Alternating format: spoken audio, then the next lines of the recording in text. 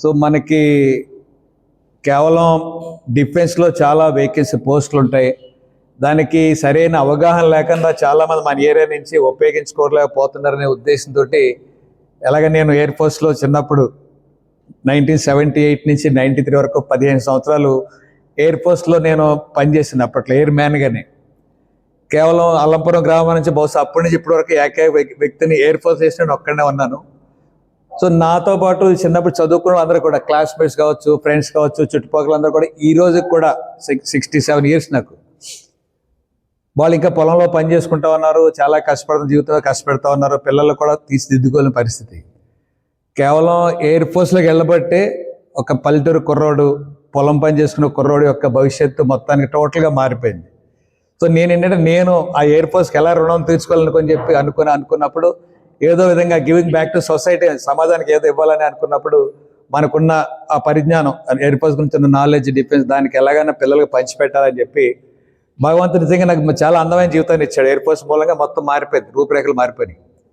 So మన పిల్లల్లో కూడా అంత అవకాశం ఉంది. ఎవరికైనా కానీ పేదరికంలో పుట్టినా కానీ పేదరికం జయించాలంటే విద్య ద్వారా జయించవచ్చు. విద్య ఒక మార్గం అయితే ఇలాంటి ఉపాధి అనేది చాలా అత్యంత అవసరమైన పరిణామం అది. సో ఆ విధంగా పల్లెటూరు వాతావరణం కూడా పిల్లల్లో అవగాహన కల్పించి ప్రత్యేకించి మిలిటరీ సర్వీసులు చేయాలనే కాన్సెప్టు ప్రత్యేకంగా మన రాష్ట్రంలో ఎక్కడ లేని విధంగా కేవలం ఆఫీసర్ కేడర్లుగా తీర్చిదిద్దే కాన్సెప్ట్ మనం ముందుకెళ్తాం. ఎన్డీ అంటాం, నేషనల్ డిఫెన్స్ అకాడమీ. దానికి తగ్గట్టుగా మనకి ఇప్పుడు మన స్టాఫ్ కూడా, ఫ్యాకల్టీ కూడా వీళ్ళంతా కూడా ఐఐటి రేంజ్లో చెప్పగల ఫ్యాకల్టీ ఉన్నారు అన్ని సబ్జెక్టులు కూడా. దాంతోపాటు ఇంగ్లీష్ మీద స్పెషల్గా ఫోకస్ కాబట్టి ఇంగ్లీష్ మీద కూడా చేస్తాను. నేను కూడా ఇంగ్లీష్ చెప్తూ ఉంటాను.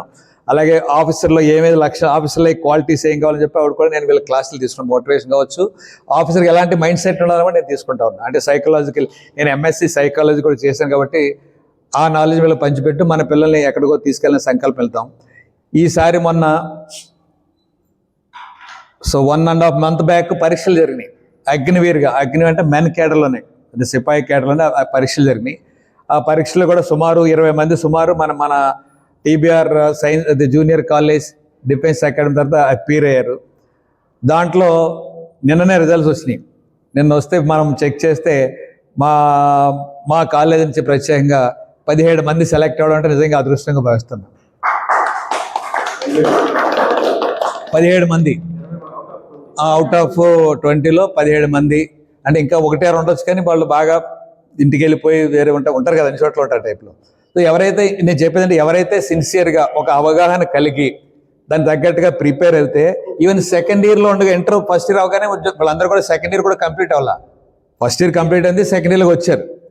అయినా కానీ వీళ్ళు ఎగ్జామ్ రాసి విజయం ఎందుకంటే వాళ్ళకి కావాల్సిన గైడెన్స్, వాళ్ళకి అదే ఒక ప్యాటర్న్ ఉంటుంది. ఎగ్జామ్లో ఏమో వస్తాయని ప్రిపేర్ అయితే ఆటోమేటిక్గా ఎవరైనా అయిపోతారు. దీనితో ఇక్కడ మెయిన్ ప్రాబ్లం ఎక్కడ ఉందంటే చాలామంది అప్లికేషన్ పెట్టుకుంటారు, రాత పరీక్షకి వెళ్తారు. వీళ్ళకి ఒక రాత పరీక్ష కూడా అయింది.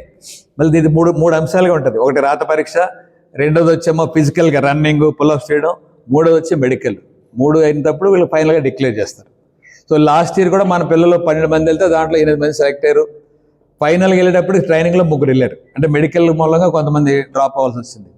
సో వీళ్ళకైతే ఇప్పుడు మెయిన్ ప్రాబ్లం, మనం ఈ పిల్లలు చెప్తా ఉంటారు, చాలామంది ఎంటెక్ చేసిన వాళ్ళు వచ్చి ఎగ్జామ్ రాస్తూ ఉంటారు, బీటెక్ చేసిన వాళ్ళు కూడా రాస్తారంట, రిటర్న్ వరకు పాస్ అవుతారంట.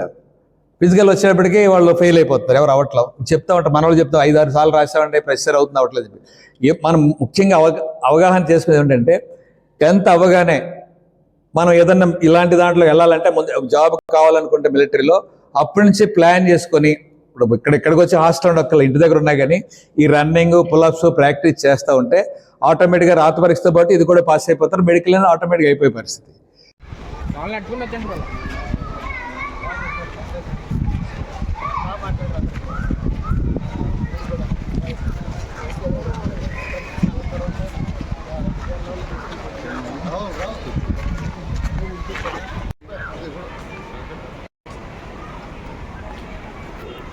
లేదు మన దగ్గర లేదు, చెరువు దగ్గర కూడా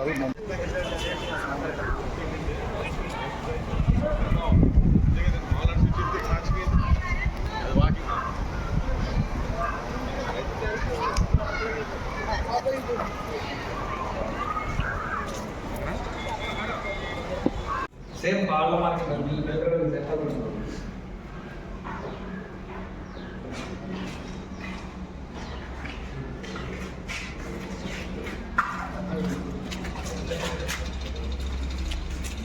టైం పడుతుంది. అవును. ఈ టైంలో చేస్తా ఉంటే స్ట్రెంగ్ అయ్యి మొత్తం ఆటోకి ఈజీగా తొందరగా దిగుతుంది. ఇప్పుడు వీళ్ళకి అందరికి కూడా పుల్అప్స్ ఒకరి దగ్గర డౌట్ ఉన్నా కానీ ఇవన్నీ నేర్పింది జిమ్ చేస్తుంది. కానీ మీ దగ్గర ఆర్ఎస్ఎస్ బాగుందండి. మన తాడేపల్లి ఏరియాలో కూడా ఒక డిఫెన్స్ ఆఫర్ డిఫెన్స్ రిక్రూట్మెంట్ మామూలు ఇంతకుముందు గతంలో అయితే వైజాగ్ డిఫెన్స్ సెంటర్ వెళ్ళాం. కేవలం వాళ్ళు ఇచ్చేది వాళ్ళు అడ్వైజ్ చేస్తాం. మనం ఎన్డీఏ వరకు రేంజ్ తీసుకెళ్ళి మన పిల్లలు కూడా మిలిటరీలో ఆఫీసర్గా తీర్చిదిద్దాలి. మన ఆంధ్ర అనేది చాలా మంది కోట కూడా ఫుల్ అవుట్ ఆఫీసర్లు ఉంది. ఎందుకంటే ఎవరికి అవగాహన